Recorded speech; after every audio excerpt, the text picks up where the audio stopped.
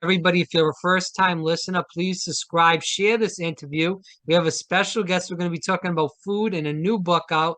This is Dr. Samantha Pillay, and she is coming to us from Australia, and she has the new book out, the No Recipe Cookbook. I know that may sound different to our viewers here, Doc, but I'll tell you what, we have a lot of men that are listening. Now, we all know that some men are good cooks, others not so much. Maybe they'll have a little learning experience throughout the interview. So that's why we brought you on. But Dr. Samantha Pillay, thanks so much for your time. Greatly appreciate you coming on from Australia today. Thank you, Rob. Great to be on the show. All right. So let's talk about, were you into cooking in general growing up? Was that something that your family got you into? How did all this come about? Probably some basic cooking, and it's really interesting, that journey. I spent a lot of time just of my life not having time to cook. So I enjoyed cooking. I would spend a lot of time buying recipe books that would sit on the shelf. I'd even spend time looking at the books and marking what I wanted to mark, but I was so busy and I had so much stress that I just didn't had the time to cook. I would have loved to have had the time to make the recipes in the cookbooks that filled my shelves. But doing surgical training, long hours and shift work, as well as a huge amount of study, there was plenty of time that I was having cereal at my desk for dinner. I hear you. I'll tell you what, in college, the girlfriend at the time I had, she used to eat a lot of cereal. She got me into that bad habit. Now I'm staying away from the cereal because there's a lot of sugar in those cereals that we don't think about while we're eating. Now, you talked about, and I just said that, when we started the interview, that you are a doctor. Can you talk about that before we even get into the food more so? Yeah, so yeah, exactly. So I'm the last person that would be into a cookbook, but in actual fact, it's because I'm time poor. So Right. I am a urologist, so I specialize in surgery of the urinary tract, and I actually subspecialize in incontinence surgery. But when you treat patients, I soon realized that you can't just focus on one area; it's their whole health, because their risk factors with surgery. It's the likelihood of surgery succeeding. And became apparent to me that what I could actually do as a surgeon to help someone was nothing compared to what they could do for themselves as far as their long-term health. So, 80% of diabetes, heart attack, stroke is preventable, 40% of cancers. And, the idea of fix it when it's broken is destroying our healthcare workforce because they can't keep up. It's destroying our economy because the economy can't afford it. And it's destroying people's lives because you just can't undo the damage that people do to themselves. And that's made me motivated to try and help people see the impact of chronic disease and work with chronic disease prevention until it's that now it's too late moment. I see the people that suddenly, now it's too late and I've got that. I suddenly find that I can lose weight and do all the things I wanted to do, which they had all the resources, they could have done it 20 years before. So it was that made me decide to write the No Recipe Cookbook. So obviously it wasn't a marketing degree. I wrote a cookbook for people who don't cook, but it was the people that didn't cook that needed to cook the most, because it's the processed foods that are destroying us because of the high sugar, fat, salt, etc. And so there's cookbooks and cooking shows out there, but people who don't cook don't want to watch cooking shows. They don't have time. I have decision fatigue at the end of the day.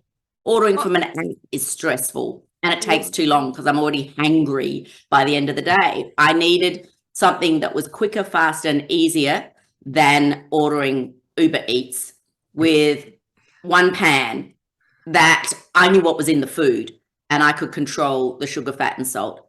And I was so time poor, I worked out a way to meal plan and cook without a recipe, shop once every 2 weeks, that it changed my life. I had more time, I lost weight, and it was so less stressful because I didn't have the what's for dinner stress. And so I thought, well, if I don't have time to cook, and I supposedly don't have time to look after my health, because, how can you say that? What's more important? Right. Then it might help other people. And so I wrote a cookbook with prose, no pictures, no recipes, a Mm. quick, simple, easy to digest read in that someone who doesn't like reading books and someone who doesn't like cooking can use to have a few basic meals to get them through life. I'll tell you what, when you were talking about health and, being a medical doctor and all the things that you do with that, my mind was going 100 miles an hour because I had so many questions. But we're going to stick with the cookbook, and we'll have to bring you on again to talk about that if you'd be so grateful to come back on, because I think what you can bring to the table as far as health in general and what you do in your medical practice could be very, prevalent to what we talk about on this program with health and, through the past couple years, but even in general. So we'll do that another time. So I'm going to shut this half of my mind down. Otherwise, otherwise we'll be out here for about 4 hours going through the same stuff and all over the place. So we'll go back to the cooking. My thing is I was an athlete in high school and college and still am. And I've always been conscious somewhat about my eating, but now because of COVID and every other disease that's running up on us in the past 2 years plus, I'm very conscious of what I eat, what I weigh, everything about my health. And I think it's very important because if you don't have your health, as you just said, Doc, then you have nothing. You can't enjoy life, period. So I think a lot of people listening to this should listen to the doctor and myself saying that you need to worry about your health. But to get back into the book, when I think about health, I'm thinking about a lot of fruit, a lot of vegetables. Make sure you just pile on that. Look at things, as you stated, Doc, that are not processed, that are when you are buying food, when you go right into the store, go into that stuff that's growing. And make sure you get those fruit and vegetables. Is that what you're pushing in this cookbook? Most of the stuff like that? So I didn't make the cookbook too healthy because there's so Okay. many diet plans and Yeah, things out there. It was really about you can vary the ingredients. If you want to make a fair. risotto, this is how you make a risotto. If you want to make a stir fry, this is how you make a stir fry. You can control then whether you use oil or how much oil. But I agree, you want to go for those ingredients, whether it be eggs, meat, nuts, fruit, vegetables, legumes, anything that's not sort of already processed in a packet. So, and even sauces, you can add your ginger or, garlic or onion and not necessarily add a jar of sauce because the amount of calories, sugar and salt that can be put into these foods just blows your calorie budget in, one go for the day, let alone, whether it's sort of packets of biscuits and chips. It's not a diet book. It's not super healthy. It's just trying to empower people to go, okay, so there's biscuits, and now I've got a kid, I don't worry about making biscuits. But if I'm using, sugar, flour, and butter, at least I know what's in there. Yeah. And it's all about moderation. It's not about never. And it's about mindset. So once you sort of think, I actually have the power to actually make some food and I can think about what's in it, then you have that mindset when you're eating something from a restaurant. They say there's more salt in restaurant meals than fast food. So you start to have that mindset. And so when you go out, if you start to think about what's in it, you start to think, oh, well, maybe I don't want to do that every night. Average American eats out 5 times a week. And that's why our wastes are growing. One of the sort of aha moments for me when I started looking into all of this, because it just sort of snowballed, was, I had a normal BMI and I've always had to really look after my health. And that was because I was born with something called congenital hip dysplasia. It meant I started school in a wheelchair. I couldn't do sport at school. I had to control my weight without being able to walk very far, let alone exercise or play sport. And so it was always an uphill battle, but I knew the more weight I put on, the more my pain was, the worse my mobility was. And, in fact, so much that factor alone could have been the difference between me not being employed and on a disability pension versus being a surgeon. So I really had to work hard my whole life. So one of that moment I was getting to was, if you look at you go to reliable websites, CDC, Heart Foundation, these things, they're saying that your waist measurement's more important than your BMI. So I think for a male, your waist should, because that's where it has its impact. Your waist should be less than 37 inches as a male and 31.5 as a female. And, you know, I was like, had a normal BMI and got out the tape measure. And I'm like, ooh, that's not good. So, you know, it wasn't bad, but it was still, I didn't think my weight was an issue. And I'm like, oh, I now have an increased risk of heart disease, you know, because of something that I potentially I can control. Yeah. What would you tell people that, you know, are looking into, you know, all these cookbooks? And I know you said yours doesn't have all the fluff. It's just gets straight to the point. A lot of people, you know, like, you know, would like a book like yours. They don't want to read and look at all the pictures, and then the book gets bigger and bigger and bigger and bigger. And then they're like, you know, like you said, it goes right on the bookshelf and it's a dust collector for years and years to come. So when people will get your book, obviously, like I said, there's no fluff in it. What do you hope they get out of it? That's right. So the idea that, because it's often just getting started, you know, it's like, oh, I need a meal. Oh, it's too hard to cook, right? Once you get started, just like everything in life, it's not that hard. But I'll just order something or go and buy a meal off the shelf that I heat up at home or go eat out or whatever. So it's just about getting one thing, and you know, it even talks about scrambled eggs, you know, from the basics to sort of a stir fry or whatever, and go, okay, I can do this really quick. And I talk about ways that I worked out to do things fast, because I'd walk in the door and I'd want food, you know, within 20 minutes kind of thing on the table. And so the idea that you chop the ingredients that you need to put in the pan first, and while they're cooking, you chop the next ingredient and the next ingredient and chop them in a size that will determine their cooking time. So I can walk in the door and the first thing I do is put the pan on the hob and turn on the gas or whatever you use. And while that's heating up, I might get, you know, the oil and the garlic and the onion out and chop that and put that in the pan. And then while that's cooking, I can get, you know, might add the carrot. So that sort of way of thinking, so that it becomes super easy. So my biggest thing was, you know, stress and time, but it saved calories. And then it saved me time. I mean, you know, I was going to the shop once every 2 weeks because I'd plan the meals and I'd cook but the money, oh my God. So that was astounding. I more than halved. It was almost reduced my costs by a third, because I was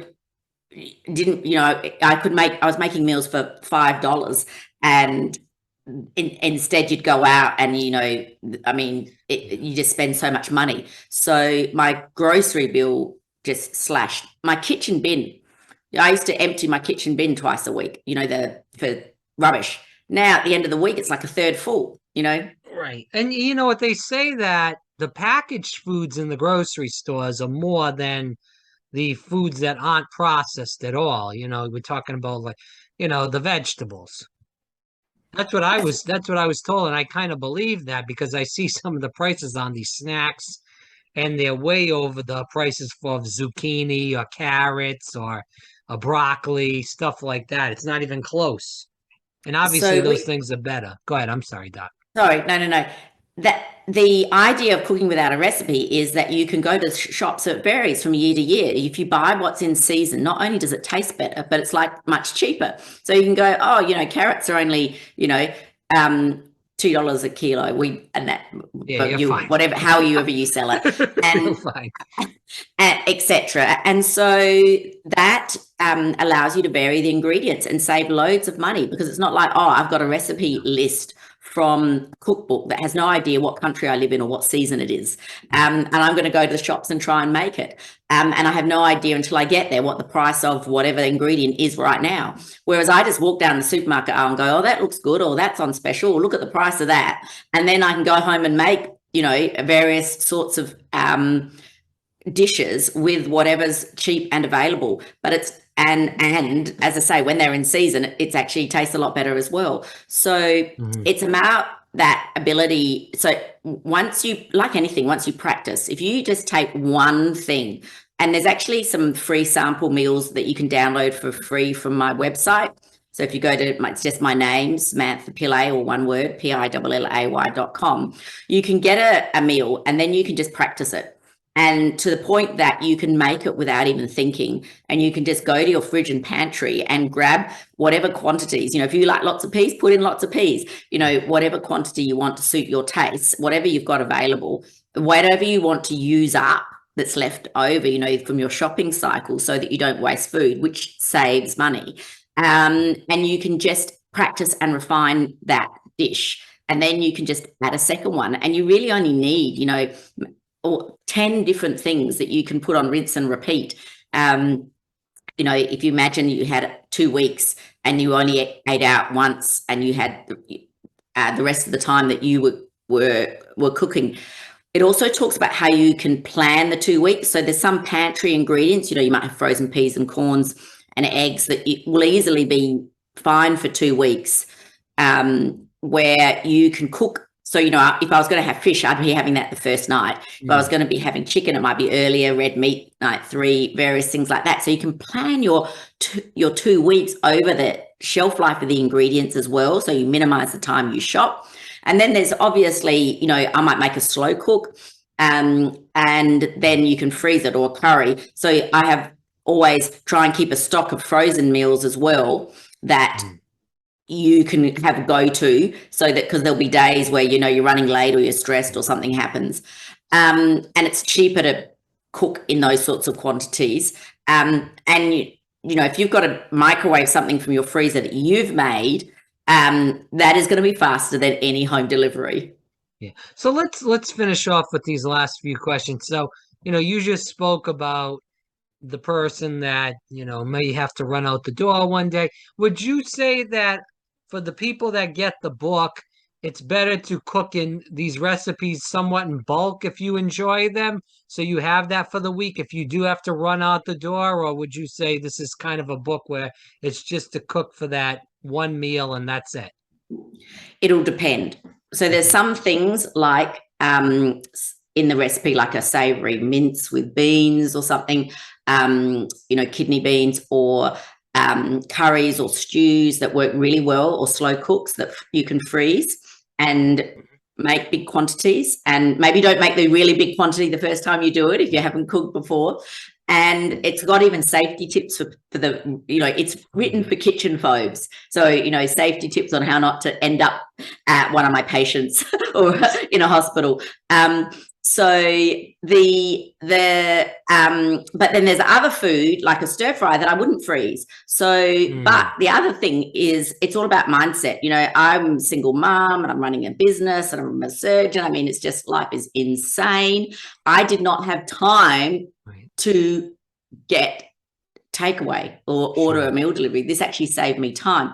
So I had to change my mindset. So there are some things where if you made stir fry or risotto or something like that, I was happy to have it 2 nights in a row. Now, some people don't like leftovers, but if you're the sort of person that was happy to eat something the next day and you'll feel that you've stored it safely and it's food safe, where do we come up with the idea that you have to have a different dinner every night? I mean, I have the same thing for breakfast every day. And when my life is stressful, there are some things where it's not cooking in bulk to freeze, but it might be cooking 2 nights meals and you do 2 nights in one go and have the same thing. So that's another thing that, depending on what you cook, might be an option if you just kind of think, oh, why don't I make that enough for 2 nights and have it 2 nights in a row? So what do you hope people, as we go to the end of the interview, what do you hope people learn from the book the most?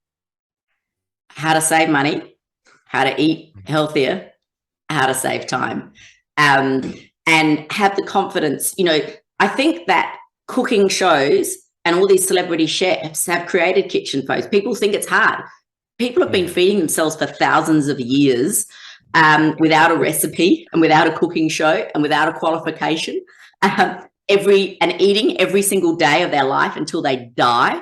If you rely on someone else cooking for you, just think of what that's going to cost you over your lifetime, not just in money, but in your health. It's true. I'm honestly not a fan of going out to eat because, as you said, Doc, you don't know what the heck is going in there, how much salt. Even if you tell them no salt, for some way it's still it still somehow some way gets salt in that food. So yeah, I'm not really a huge fan of going out to eat either. I mean, it's good to go out once in a while, of course. Enjoy yourself, enjoy your life. You only live once, but I would prefer to throw my money somewhere else and do something more enjoyable for myself. Anyways, this is not about me. This is about everyone listening. So, where can they get this book and learn more about you? I know you said the website, if you can say that again, if you want any social media sites, and obviously, like we said, where can they buy the book? So the book is available on Amazon and most online retailers as well, whichever ones people use around the world. So there's also links from my website. So the No Recipe Cookbook, the website Samantha Pillay. So that's SAMANTHA, Samantha, PILLAY, all one word.com. That's got all the links to all my social media across, LinkedIn, Facebook, Twitter, and Instagram. So you can link to me through there. And as I said, there's some recipes that you can download. If you've got kids, I also have a children's picture book series. Oh, wow. Talk about that before we end the interview. So my other passion is gender equity. So when I finished training as a surgeon, only 4% of surgeons in Australia were female. After 22 years, it's 14. Oh, wow. And a lot of people, jump. but not a lot for 22 years. Yeah, not enough. 10%. Right. 10% increase for 22 years. So it's about gender equity. So the first book was When I'm a Surgeon, the second When I'm an Entrepreneur, and the third When I'm an Astronaut. And it's all little girls. So it's inspiring the next generation of female leaders and breaking those stereotypes about what's a female or male career before they form. So that's a little bit more fun. And there's colouring pages. So if anyone's got kids, they can download the colouring pages for free from my website as well. Oh, awesome. But they can get the kids' book on Amazon and other places too? Correct. Yeah. Okay, On great. Amazon. And there's all links for my website. All right, Dr. Samantha Pillay, thanks so much for your time. Like I said, I hope we can have you on again to talk about some medical stuff. That's always a hot topic for me. I love to learn. I love to hear of, what somebody that is way more intelligent than me knows as far as that stuff goes, especially in these tough, crazy times. So we'll definitely have you on again. Dr. Samantha Pillay, definitely check her out. Check out the book, No Recipe Cookbook, and also go on her website. It's samanthapillay.com. Thanks so much for your time, Doc. Thank you. It's been fabulous.